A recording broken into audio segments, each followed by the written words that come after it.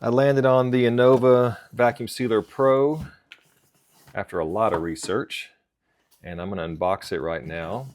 I'm doing a lot of dry aging, and I'm using my Sous Vide more and more, so I wanted to get a vacuum sealer. Right now, this is just the unboxing, but I promise I'll come back and do another one at another time. All right. Good looking instruction manual. Lots of detail. Appreciate that a little bit later. All right.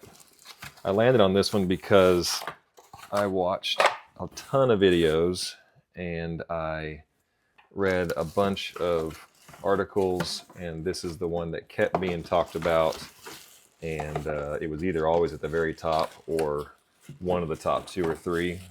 Great value and great performance. So that's why I landed on it, and I am so excited to get it. All right, let's see how this opens up. There we go. You know how sometimes things just feel like they've got quality? This feels great. I'm loving this already. All right. Nice tactile buttons on the top.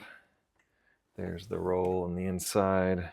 Ooh, man, I'm so excited. I can't wait to get my 45-day dry age bag out of the fridge in about 2 more weeks, and I will cut some up and seal them up and put them in the freezer, and I'll eat a bunch of others. Should get about 15 of them out of that ribeye primal cut, but this is going to help me to keep it,